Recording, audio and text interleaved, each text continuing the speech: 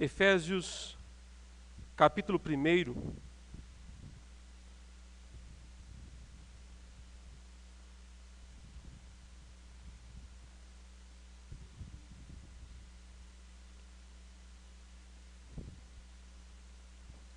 Vamos ler dos versos 1 até o 14, iniciando aqui uma série de exposições na carta de Paulo aos Efésios. Efésios capítulo 1, versos 1 a 14, assim diz a palavra de Deus. Paulo, apóstolo de Cristo Jesus, por vontade de Deus, aos santos que vivem em Éfeso e fiéis em Cristo Jesus. Graça a vós outros e paz, da parte de Deus nosso Pai e do Senhor Jesus Cristo.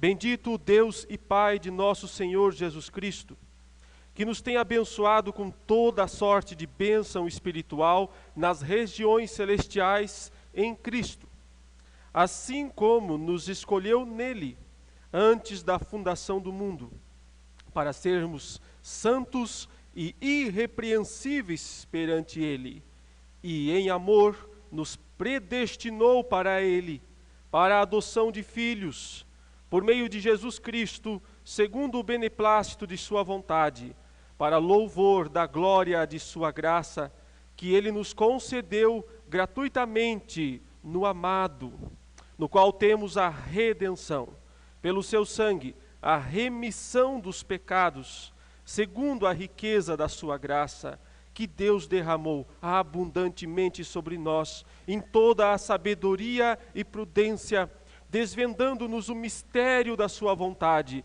segundo o seu beneplácito que propusera em Cristo, de fazer convergir nele, na dispensação da plenitude dos tempos, todas as coisas, tanto as do céu como as da terra.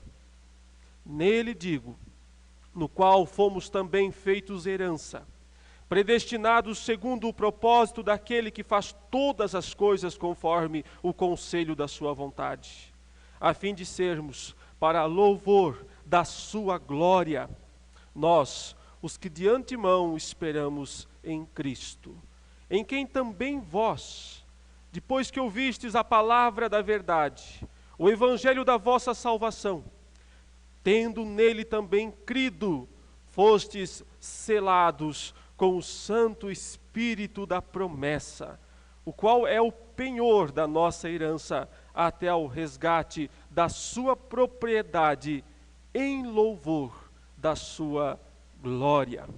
Até aí, meus irmãos, a leitura da palavra de Deus, nessa primeira sessão aqui da carta de Paulo aos Efésios. Efésios é a carta que eu considero a mais completa do Novo Testamento, embora seja uma das mais curtas, não é tão longa quanto Romanos ou quanto as cartas que ele escreveu aos Coríntios. E é a carta onde o apóstolo Paulo trata de maneira mais abrangente dos assuntos relacionados à igreja, a razão da existência da igreja, a razão da existência do próprio mundo. Uma palavra que aparece muitas vezes nessa carta é a palavra nele, no sentido de em Cristo Jesus. Assim Deus mostra nessa carta qual é o propósito dele, o grande propósito que ele estabeleceu em Cristo, em Jesus. Tem a ver com a razão da criação do mundo, tem a ver com a razão da criação dos homens, dos seres humanos, e com os propósitos que Deus estabeleceu para toda a sua obra. Portanto, nós temos aqui, nessa carta, como em nenhum outro lugar da própria Bíblia, as respostas às principais perguntas da própria existência humana. Quem nós somos? De onde viemos? Para onde vamos? As perguntas que a filosofia, a ciência, o ser humano, de uma forma geral, tem feito ao longo das gerações, ao longo das eras, e dificilmente encontrado as respostas. Aqui nós encontramos as respostas que nos dizem exatamente quem nós somos, de onde viemos, para onde nós vamos.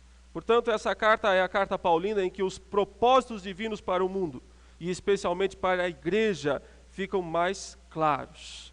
E hoje eu começo a exposição dessa carta com o objetivo de entender essas coisas, primeiramente a partir da interpretação do texto.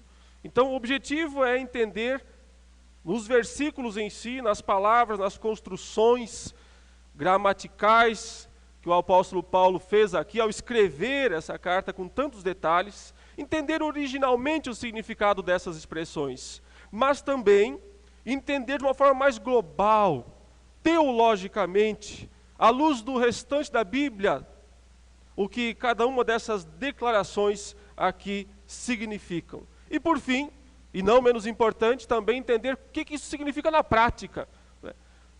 Estudar a Bíblia, entender o texto no sentido original, entendê-lo à luz do restante da Bíblia toda, só tem valor, só tem sentido, se isso fizer diferença na nossa vida. O apóstolo Paulo entendia que conhecer a palavra de Deus era e é vital para uma verdadeira vida cristã. Ele não pensava num conhecimento assim só técnico, teórico, num conhecimento que envolvia o coração, ou seja, os sentimentos, as emoções, a mente, ou seja, o entendimento, o intelecto, o raciocínio, e a vontade, ou seja, as obras, o resultado, a prática. Na somatória dessas coisas, ou seja, a nossa mente, o nosso coração e a nossa vontade, submissos à palavra, então algo muito positivo vai ser produzido na nossa vida. Eu vou chamar essa série aqui de estudos na carta aos Efésios de predestinados para a glória. Predestinados para a glória de Deus. Predestinados porque é uma palavra que Paulo usa aqui nessa carta de forma explícita. E para a glória, porque esse é o propósito. O propósito pelo qual Deus nos criou, Deus nos fez. Ele nos fez para a glória dele. O que significa isso? Não diz respeito apenas ao futuro, lá quando nós adentrarmos o reino eterno, a glória. Mas diz respeito também ao presente, à vida cristã. Deus nos destinou para a glória, para uma vida gloriosa. No futuro, mas também no presente. E é isso que nós tentaremos entender ao meditarmos nesses versículos. A carta de Paulo aos Efésios é uma daquelas que são chamadas de epístolas da prisão, ou epístolas do cativeiro. Por quê? Porque ele estava preso quando escreveu a carta. Assim como a carta aos Filipenses, em que ele estava na prisão, e ele escreveu de lá, demonstrando toda a sua alegria no Senhor.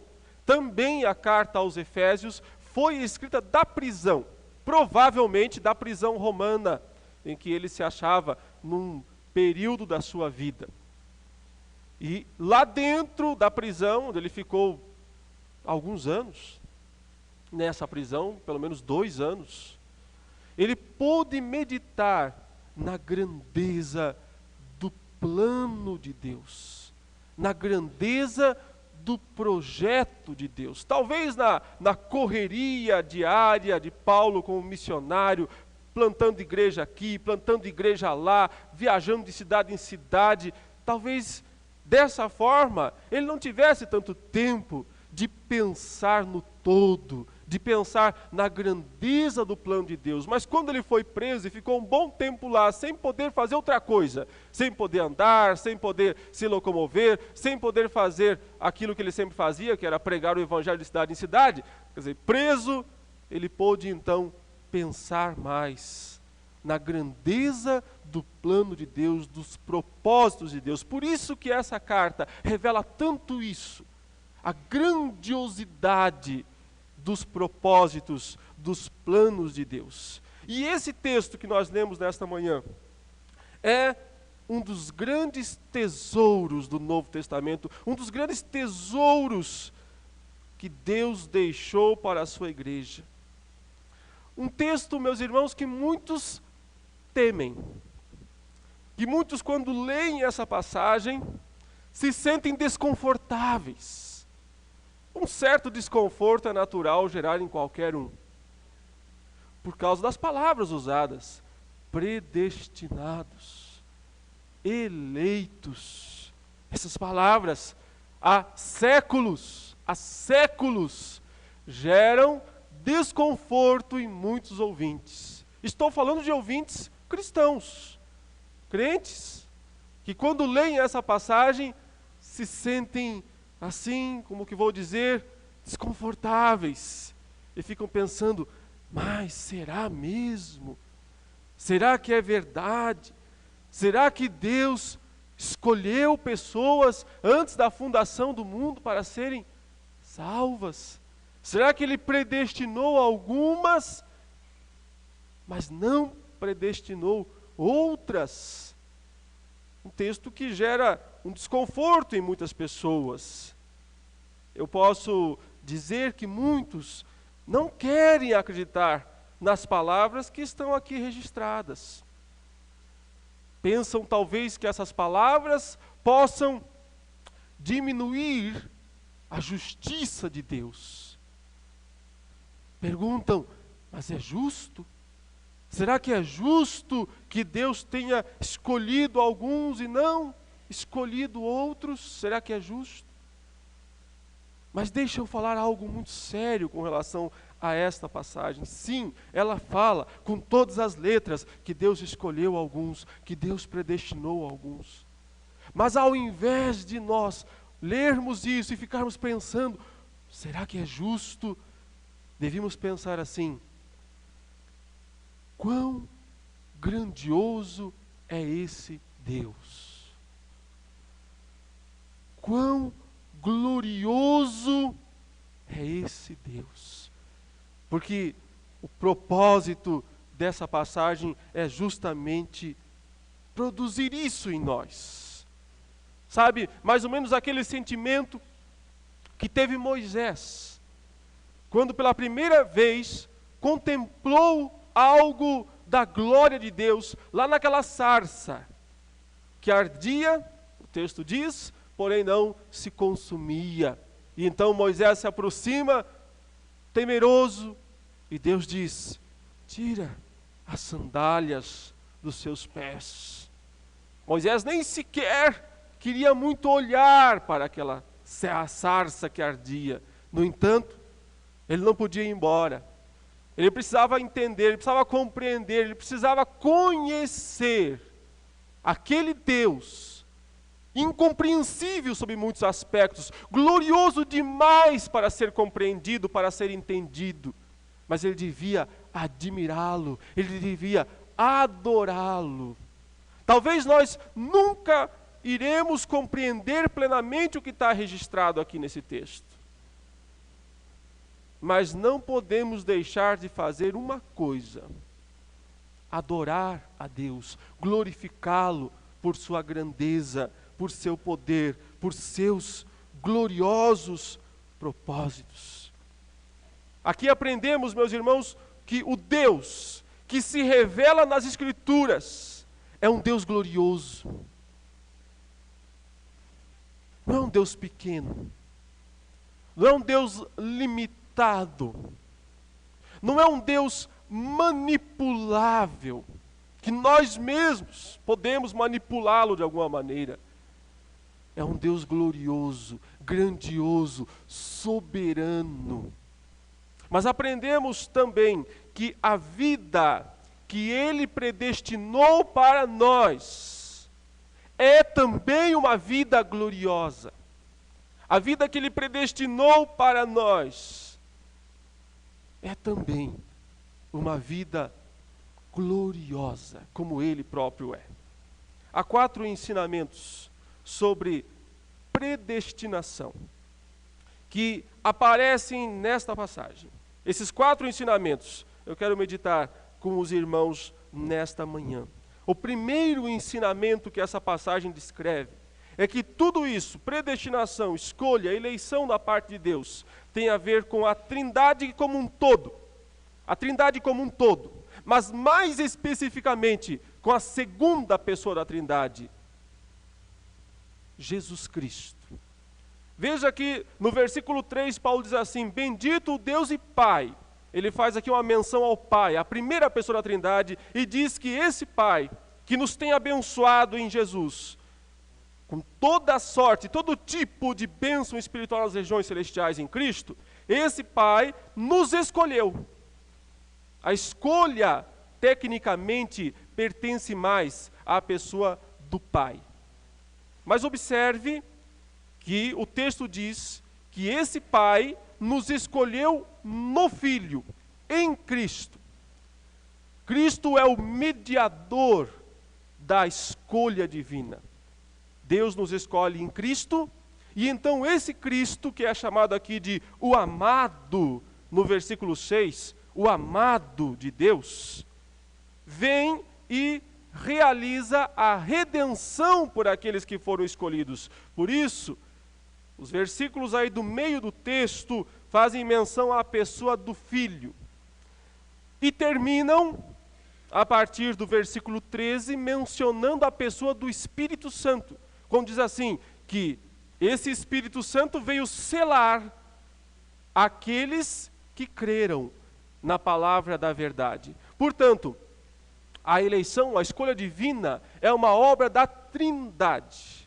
A Trindade como um todo age, trabalha para o bem do seu povo.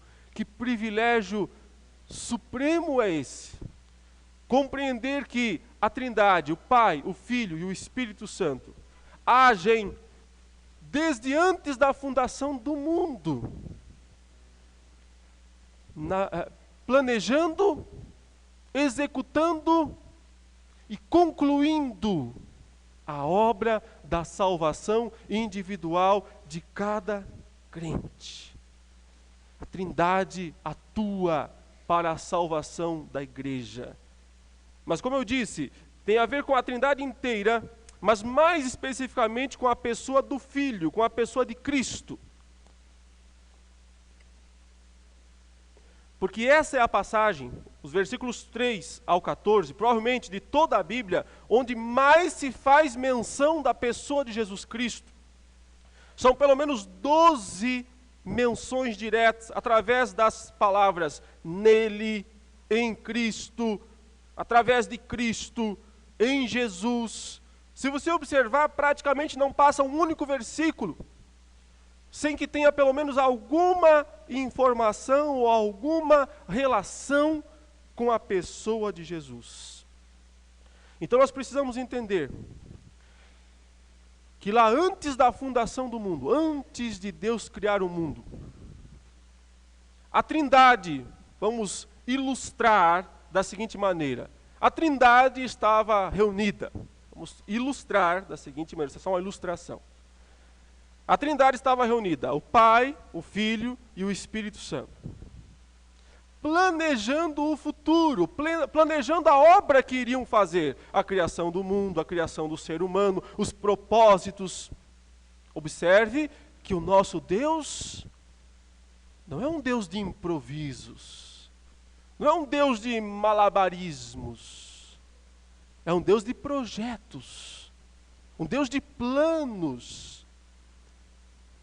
Lá estava a Trindade planejando, e então, nesse conselho secreto da Trindade, Deus decretou algumas coisas.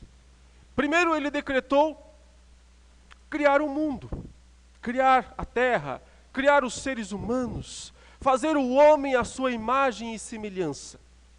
Esse foi o primeiro decreto da Trindade. Em segundo lugar, por uma razão até certo ponto misteriosa, Deus decretou deixar o ser humano que ele iria criar pecar. Observe, Deus poderia impedir isso. Na sua soberania, Ele poderia impedir. Mas Ele decretou permitir. Observe, Ele não decretou que o homem caísse. Deus não é o autor do pecado. Deus não é o autor do mal.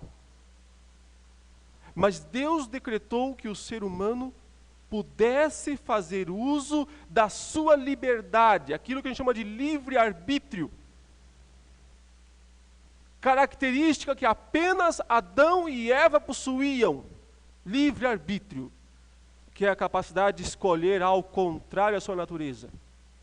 Sendo pessoas boas, puras, perfeitas, podiam escolher o que era contrário a isso, o mal, a queda, o pecado. E Deus determinou, Deus decretou permitir que eles pecassem, como de fato eles pecaram.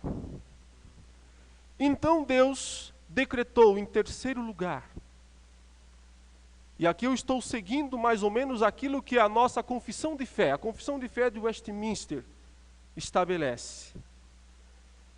Decretou em terceiro lugar, escolher, predestinar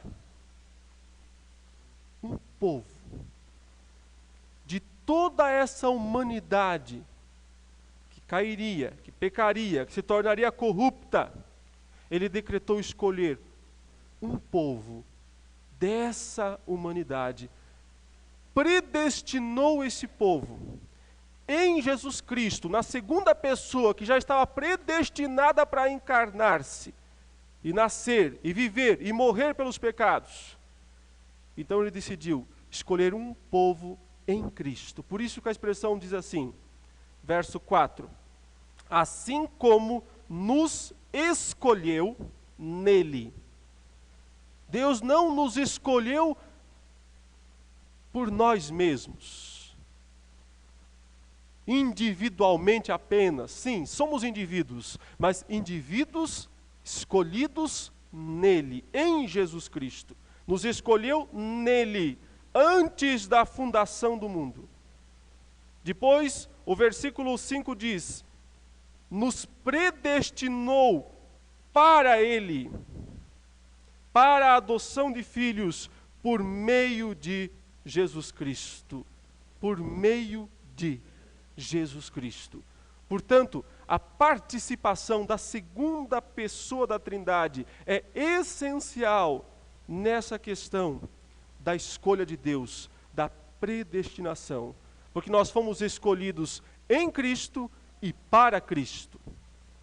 E o que significa dizer isso? Significa que essa mesma Trindade determinou, antes da fundação do mundo, que a segunda pessoa, o Filho eterno e bendito, se tornaria um homem. Viveria aqui, no meio dos homens, experimentando tudo aquilo que os homens experimentam, menos a queda, menos o pecado. Para que, por fim, esse homem, que é também Deus, o Deus encarnado, realizasse uma obra perfeita de salvação. Por isso o texto diz aqui no versículo 7, no qual temos, esse Jesus, a redenção. Redenção que é feita pelo seu sangue. Redenção pelo seu sangue. Sangue precisou ser derramado para que nossos pecados fossem perdoados. E esse sangue foi predestinado por Deus antes da fundação do mundo. Pelo seu sangue, a remissão dos pecados. Remissão quer dizer retirar totalmente, pagar a conta de uma forma absoluta, definitiva, dos nossos pecados. E quando Cristo, então, diz os versículos 9 e 10, quando Cristo, então, se elevou da terra, lá naquela cruz, quando ele ficou pendurado naquele madeiro, naquela cruz de madeira, então Deus, diz o versículo 9, desvendou, revelou ao mundo, manifestou à humanidade o mistério da sua vontade, segundo o seu beneplácito. Beneplácito quer dizer sua vontade secreta, sua vontade, aquilo que o agrada, o beneplácito, o plano, o propósito agradável de Deus, que Ele propusera em Cristo, de fazer convergir nele, em Cristo, naquela data específica, diz, na dispensação da plenitude dos tempos, na data específica. Que dia? Não sabemos, uma sexta-feira, chamada hoje de Santa, uma sexta-feira, e algum dia, por volta do ano 30 da era cristã, ninguém sabe exatamente o ano e nem o dia, só sabe-se que é uma sexta. Uma sexta-feira daquela época, daquele período, quando o Filho de Deus se elevou sobre o madeiro e ficou como que assim, digamos, separado da terra e do céu. Ele não está mais nem na terra e também não está no céu, ele está suspenso num ponto intermediário entre os dois lugares. Quando ele está ali, nesse ponto suspenso, intermediário entre esses dois lugares, ele está unindo esses dois lugares. É isso que o texto diz, de fazer convergir nele, juntar-se nele, na dispensação da plenitude dos tempos, lá na sexta-feira que Deus destinou todas as coisas, tanto as do céu como as da terra. Ou seja, a separação que havia entre céus e terra, a impossibilidade do ser humano de poder ir até Deus, é removida pela aproximação desses dois lugares. Ao ponto de que chegará o dia, como nós lemos no final do livro de Apocalipse, quando então João diz assim: vi novo céu e nova terra, sem mais qualquer separação entre esses dois lugares. Em perfeita harmonia e relacionamento, o novo céu e a nova terra não são lugares separados, são lugares unidos. Um só lugar, que convergiram, os dois lugares convergiram na pessoa de Jesus Cristo.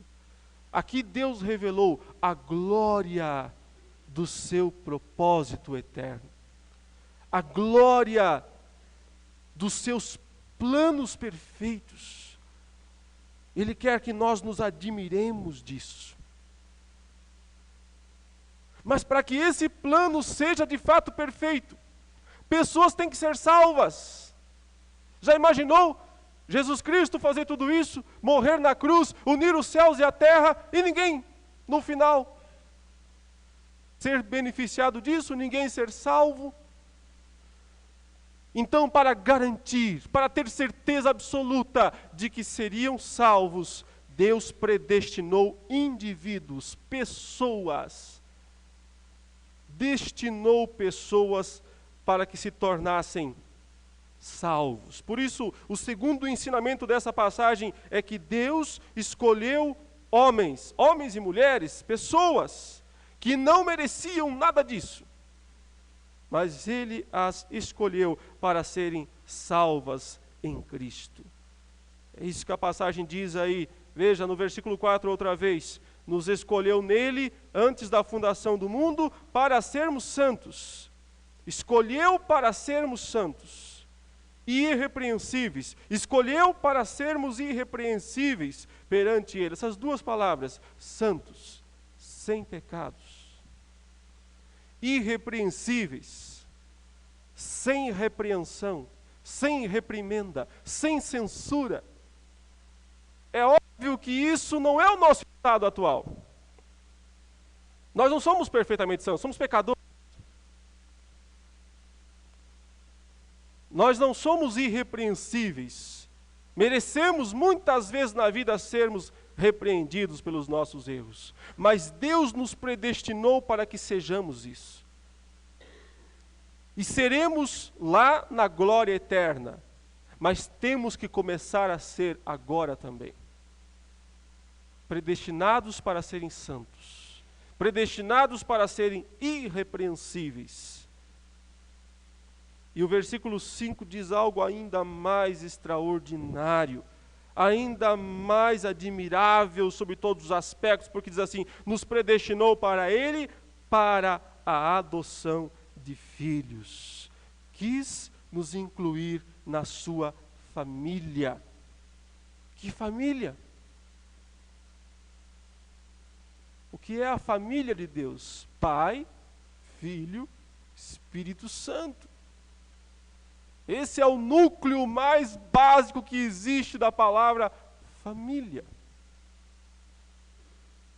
Nós que não podíamos fazer parte disso pelos nossos pecados, fomos predestinados para sermos adotados nessa família, para sermos filhos. Por isso, queridos, Deus escolheu pessoas, indivíduos que não mereciam absolutamente nada das coisas. Uma pessoa que crê na eleição, que crê na predestinação e entende de fato essa doutrina, nunca se sentirá orgulhoso, nunca se sentirá soberbo, superior aos outros, pensando: eu sou escolhido, você não é. Aliás, se esse sentimento existir, está aí uma boa dica de que não há verdadeiro escolhido nesse caso. Porque aquele que é eleito sabe que é eleito apesar de si mesmo. É escolhido apesar dos seus pecados, apesar das suas falhas, apesar das suas limitações. Porque na verdade é escolhido em Jesus, o digno é Cristo, não sou eu. O que merece recompensa é Cristo, não sou eu. Só ganho alguma coisa porque eu fui incluído na pessoa de Jesus Cristo. O terceiro grande ensinamento dessa passagem, meus queridos, é que Deus fez tudo isso. Planejou, a Trindade planejou. Escolheu pessoas para garantir que esse plano não fracassasse. Mas fez tudo isso para a revelação da glória dele mesmo. Repetidamente, até incansavelmente, Paulo diz isso nessa passagem. Veja o versículo 6. Para o louvor da glória de sua graça. Veja o versículo 11. E o versículo 12, ele fala: nele digo, no qual fomos também feitos herança, verso 12, a fim de sermos para louvor da sua glória. E o final do versículo 14, outra vez, até o resgate da sua propriedade, em louvor da sua glória. Aquelas pessoas que temem, repudiam o que está escrito nesse texto, na verdade, estão roubando a glória de Deus. Estão minimizando a glória de Deus. Porque 3 vezes nessa passagem ele diz que fez tudo isso, que está fazendo tudo isso para revelar a glória dele mesmo, não a nossa glória, mas a glória dele. O seu plano, o seu projeto, a sua escolha, predestinação existe, é para o louvor da sua glória. Nós glorificamos mais a Deus quando reconhecemos isso. E menos quando questionamos. Se você ler os capítulos 9, 10 e 11 de Romanos, você vê que Paulo está tratando o mesmo assunto lá. Por que Deus escolheu Jacó e não escolheu Esaú? As perguntas que o próprio Paulo percebe, ele diz: você vai me dizer então, é justo? Paulo diz: sim. Deus usa a misericórdia dele como ele quer. Aí Paulo diz: Mas você não está convencido ainda, né? Você vai perguntar para mim, então por que Deus se queixa de alguma coisa? Quem jamais resistiu à sua vontade? Aí Paulo diz, e quem é o homem para discutir com Deus? Pode o vaso brigar com o oleiro? O fato, meus irmãos, é que se você chegar ao final do capítulo 11 de Romanos, Paulo encerra toda a discussão a respeito da predestinação, da eleição, dizendo assim, ó profundidade da riqueza, tanto da sabedoria. E ele vai descrevendo, porque Deus é glorioso, seus caminhos são insondáveis, são inescrutáveis. E ele conclui dizendo assim, a ele, pois, a glória eternamente. Amém. Os nossos queridos irmãos que têm dificuldade em aceitar o que está escrito nesse texto, na verdade, têm dificuldade em aceitar o quanto Deus é glorioso. O quanto Deus é glorioso. Porque talvez imaginem, visualizem um Deus menor, mais limitado. Você já imaginou se Deus não tivesse planos? Se Deus não tivesse propósitos? Que tal você se tornar um arquiteto e resolve construir um prédio, mas não faz planta nenhuma, não faz planta, não faz desenho, não planeja, não calcula, vai fazendo. Constrói um puxadinho aqui, um puxadinho lá, levanta aqui, levanta ali. Ah, faltou tijolo, compra. Na base do improviso. Pergunto para você, ao final, sairá uma obra gloriosa? Vai sair alguma coisa, Mas sairá uma obra gloriosa? Uma obra gloriosa precisa de planejamento. Nosso Deus não é um Deus de improvisos. Alguns irmãos tentam explicar o que está escrito aqui, dizendo assim, não, Deus apenas previu. Ele previu o futuro, ele consegue enxergar lá na frente. Então, como ele sabia quais eram as pessoas que haveriam de crer e as pessoas que não haveriam de crer, com base nisso, somente na sua presciência, porque Deus conhece o futuro, somente na sua presciência. Então, com base nisso, ele disse, você está escolhido. Você também eu predestinei. É mais ou menos assim, sabe? Mais ou menos assim. A pessoa que vai votar na eleição, vai ter a eleição agora, né? E aí, ela vai lá e vê as pesquisas. Fulano está na frente. E eu não estou fazendo aqui campanha para ninguém, por favor. Fulano está na frente ou está atrás, aí ele diz assim, então vou votar na frente. Na verdade, você não escolheu ninguém, você foi com a maioria, você simplesmente viu que alguma coisa ia acontecer e disse, é esse aí que vai ser escolhido. Se Deus tivesse apenas visualizado o futuro, e porque Ele é presciente mesmo, porque Ele é onisciente mesmo, Ele apenas soubesse, tudo bem, e aí dissesse, você está escolhido, então Deus não estava escolhendo ninguém. Deus estava dizendo assim, você se escolheu, e eu concordo.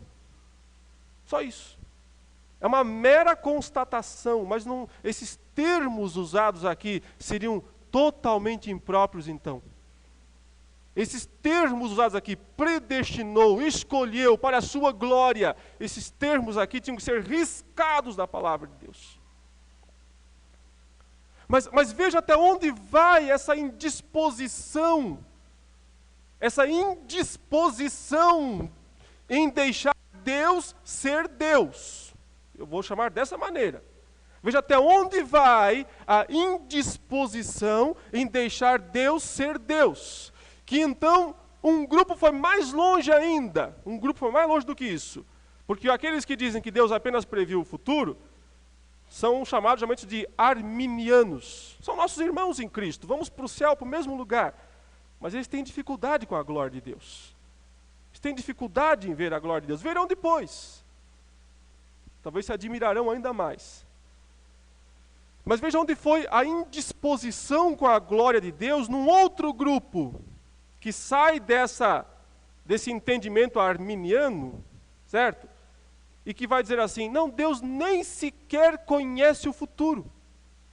Deus nem sequer sabe o que vai acontecer amanhã. Porque Ele abriu mão de conhecer o futuro. Aí está o malabarista. Aí está o que está fazendo puxadinhos. Não planejou nada. Não sabe sequer o que vai acontecer amanhã. Ele está improvisando. Que obra gloriosa pode chegar nisso? Essa é a chamada de teologia relacional, ou teísmo aberto. Tem defensores, muito próximos aqui em São Paulo, defensores dessas teorias. Deus não conhece o futuro. Abriu mão de conhecer. Como eu posso confiar num Deus que é tão limitado quanto eu? Como é que eu posso confiar num Deus que sabe o que vai acontecer amanhã? E basta eu não saber. Aí na hora eu falo: e agora Deus me ajude? Deus diz: não sei, meu filho. O que vai acontecer? Eu falo: não sei também. Estou igual a você. Só falta Deus dizer assim: e agora, meu Deus?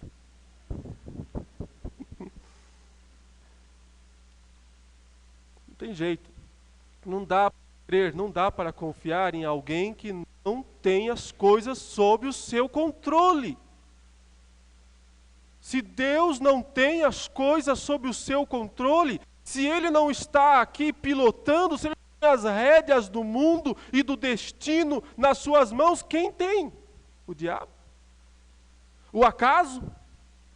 Algum desses vai ter que ter. Ou então eu mesmo. Piorou tudo. Deus revela sua grandeza, revela sua glória, ao mostrar que Ele tem decretos, que nada foge ao seu controle. Mas finalmente, meus irmãos, em quarto lugar, essa passagem nos ensina, e aí vem os versículos 13 e 14 aqui dizendo isso, que todo esse projeto, todo esse plano glorioso, precisa se tornar concreto na minha vida. E se torna concreto na minha vida, o texto diz: quando eu ouço a palavra da verdade, diz em verso 13, em quem também vós, depois que ouvistes a palavra da verdade, quando eu ouço isso, o evangelho da vossa salvação, a verdadeira mensagem da cruz, a verdadeira mensagem do sangue de Cristo Jesus que redime pecadores, quando eu ouço essa mensagem e quando eu creio, diz o verso, tendo nele também crido, quando eu creio nesta palavra, nesta mensagem, então acontece uma obra da graça de Deus em minha vida, que é o selo do Espírito Santo, que é o batismo com o Espírito Santo. Ele diz: ouviram a verdade, o Evangelho, creram nessa palavra, creram nesse Evangelho, foram selados com o Santo Espírito da promessa, o qual é o penhor da nossa herança, até o resgate da propriedade de Deus em louvor da sua glória. Ou seja, não adianta isso ser teoria, não adianta eu saber essas coisas e até mesmo me admirar diante da grandeza dos propósitos soberanos de Deus, se esses propósitos soberanos de Deus não estão sendo concretos na minha vida, através da conversão e através da obra do Espírito Santo de Deus em mim. E olha que presente, olha que dom que Ele nos dá, o próprio Espírito Santo, a terceira pessoa da Trindade. A primeira nos escolheu, a segunda foi o instrumento da escolha, e quem executou a salvação lá no Calvário, unindo terra e céus, rompendo as barreiras de separação. E a terceira, o Espírito Santo, vem morar, habitar me tornar um templo da sua santa presença. Essa habitação, esse selo, esse penhor, uma garantia, Deus dizendo assim, quer ter certeza de que eu vou terminar a obra que comecei em você? Está aqui a minha garantia, o próprio Espírito Santo. Está aqui o meu penhor, o próprio Espírito Santo morando, vivendo em nós e nos ajudando a experimentar no presente a glória que Ele prometeu para nós. Isso vai ficar mais claro hoje à noite, quando eu falar do restante aqui dos versículos 15 em diante, mostrando como tudo isso, todo esse propósito glorioso se torna então prático no dia a dia dos crentes. Por isso não vou me alongar muito aqui, até porque meu tempo, meu horário já acabou. Finalizando, meus queridos, como saber que eu sou um escolhido? Como saber que eu sou um eleito de Deus? Então, eu vou te ajudar a fazer aqui 5 perguntas para você mesmo. Só vou fazer as perguntas, não vou dar as respostas são suas. 5 perguntas para você fazer para si mesmo. E o resultado dessas perguntas os resultados dirão se você pode se considerar um escolhido ou não. Em primeiro lugar, pergunte para si mesmo: tenho consciência de que não mereço nada disso? Tenho consciência de que tudo isso é apesar de mim? Não mereço absolutamente nada disso. Segunda pergunta: creio em Cristo? No sangue dele lá derramado na cruz é precioso para mim, esse sangue é precioso para mim. Creio nesse Cristo, creio nesse Jesus que foi levantado no Calvário por minha culpa e para me salvar. Em terceiro lugar, sinto que sou um filho de Deus. Tendo o Espírito Santo vindo morar dentro de mim, naturalmente Ele diz lá dentro do meu coração: você é um filho de Deus. Aquilo que os teólogos reformados chamam de o testemunho interno do Espírito Santo. Sinto no meu coração que eu sou um filho de Deus? Não se perca nas contas, quarta pergunta. Eu fui predestinado para ser santo, para ser irrepreensível. Então, existe santidade na minha vida? Deus está mudando o meu caráter, mudando minhas obras, mudando meus atos, mudando meus pensamentos. Existe santidade na minha vida? E finalmente essa engloba todas as anteriores. A última pergunta é: vivo, amo, desejo a glória de Deus? Vivo para a glória de Deus? Fomos predestinados para a glória. Precisamos viver para a glória de Deus.